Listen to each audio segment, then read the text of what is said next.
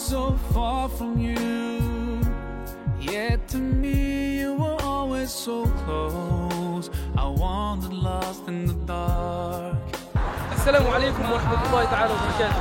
Cette rencontre se déroule suite aux événements actuels dans un climat pesant entre inquiétude, indignation et révolte.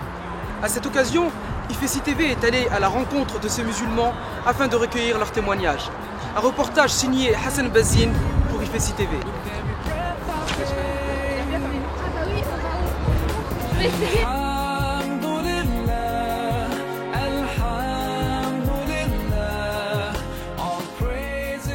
Je suis en présence de Mohamed et de Abdallah. Moi, donc Saïd et Boubacar.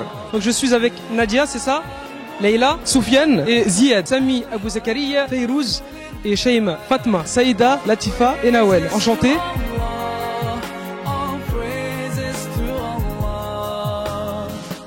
Peut-on, selon vous, vivre convenablement son islam en France? Moi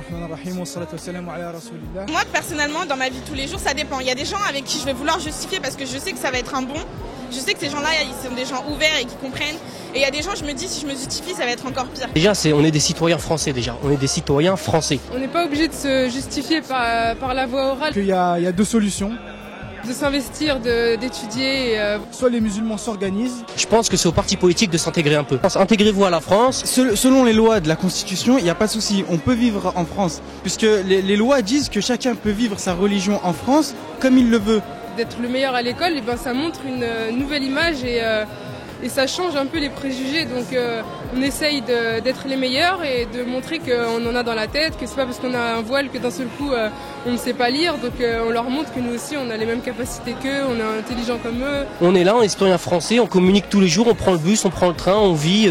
Il y a tout ce qu'il faut. Maintenant, il faut que les politiques s'intègrent à la France. Ils ne sont pas encore intégrés. Alhamdoulilah, je pense que la France est un pays d'accueil très porteur pour l'islam. Il y a beaucoup de choses encore à améliorer, mais c'est des exigences politiques qui n'ont rien à voir avec l'état global de la vision de l'islam en France. Ils ont le droit d'être présidents, on leur dit pas non. Mais au bout d'un moment, soyez sérieux. Le chômage, il y a de plus en plus de problèmes. Copier un petit peu ce qu'ont fait leurs frères soit en Angleterre, soit aux États-Unis, donc créer des sortes de lobbies, créer des associations fortes qui vont les représenter, qui pourront parler d'une seule voix. Donc il va falloir un retour au communautarisme, que les musulmans s'organisent afin de défendre leurs intérêts où qu'ils vivent. Je pense qu'on a cette liberté-là pour l'instant, mais je crois qu'il faut aussi être très vigilant. Pouvoir vraiment se défendre avec nos capacités, que ce soit intellectuelles ou autres, que ça soit n'importe quelle capacité, qu'on l'expose, qu'on n'ait pas honte de ce qu'on est capable de faire, et vraiment d'exceller dans ce qu'on fait, d'être les meilleurs de la classe, d'être les premiers. Dans notre comportement et dans ce que l'on énonce, parce qu'il faut sans cesse faire attention que ce ne soit pas détourné au profit d'autre chose. Il faut être très vigilant. Inch'Allah, qu'Allah nous facilite les choses. La France reste quand même un pays très ouvert. Tout n'est pas concret, tout n'est pas fini. Il nous faudra d'autres moments pour avancer. Mais Inch'Allah, je pense qu'on peut avancer tous ensemble.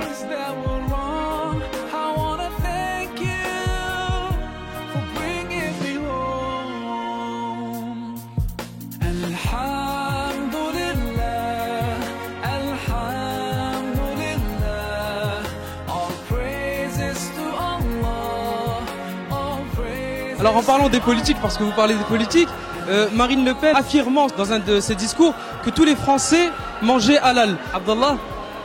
Au même titre que Madame Le Pen a la liberté de choisir, de ne pas manger halal, nous on souhaiterait avoir la liberté de choisir de manger halal. Si ça la dérange de manger halal, qu'elle ne mange pas halal.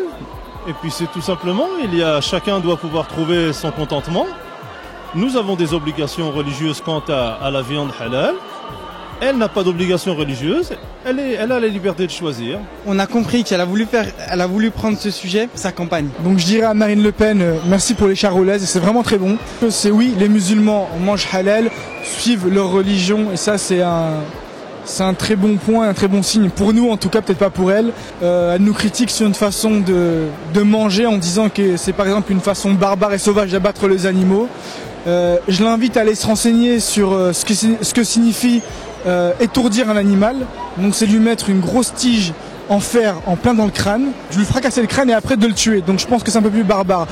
Tous ceux qui se présentent à la présidentielle, j'ai un message à leur passer.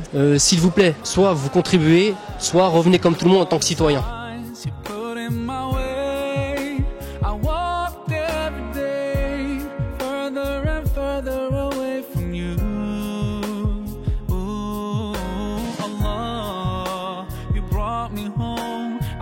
cas les féministes, prétendent se battre pour les droits des femmes. Elles parlent du voile justement comme un outil de soumission de la femme, plus qu'une libération d'expression pour celle qui le porte en fait.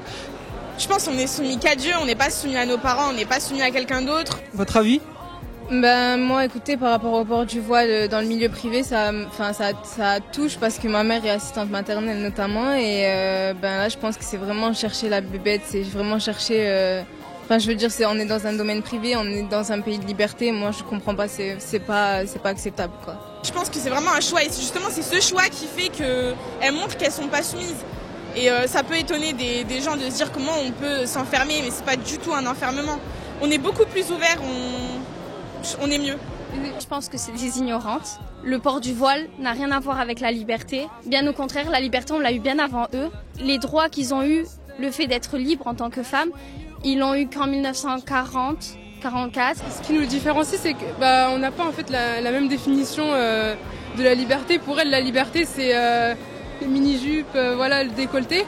Alors que nous, on se sent bien, on se sent libre dans ce vêtement-là, et elles veulent à tout prix appliquer leur notion de la liberté. Ben moi je pense que le voile c'est notre liberté à nous, c'est notre façon à nous de se libérer, de dire ben on n'est pas comme vous, nous on suit notre religion. Moi ça fait pas très longtemps que je le porte, ça fait à peine quelques mois et c'est ma liberté. J'en parle, enfin quand on me pose des questions, tout ça, par exemple je suis en stage en unité commerciale dans des enseignes de vêtements.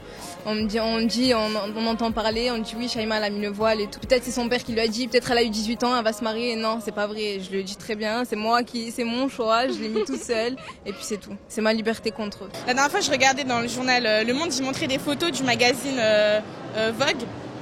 Le titre, c'était Femmes libres. Et c'était tous des femmes dénudées. Et j'ai pas l'impression qu'elles sont plus heureuses que moi. Est-ce que vous vous sentez libre, vous? Très, oui. Parce que j'habite en France et parce le droit me le donne de toute façon. Je me sentirais pas libre dans un autre pays. Et c'est pour ça qu'il faut aussi qu'on mesure notre chance qu'on a ici d'être dans une démocratie où on prône la liberté, parce que c'est vraiment le meilleur espace où on pourrait faire entendre nos revendications. Ce ne sera pas ailleurs, c'est vraiment ici que ça se joue. Et j'espère que les musulmans de France en sont conscients et que par là, ils développent une certaine fierté d'habiter en France et d'être français quand même, malgré tout ce qu'on nous fait subir. C'était Hassan Bazine pour IFSI TV. Wassalamu alaikum wa rahmatullahi ta'ala wa barakatuh.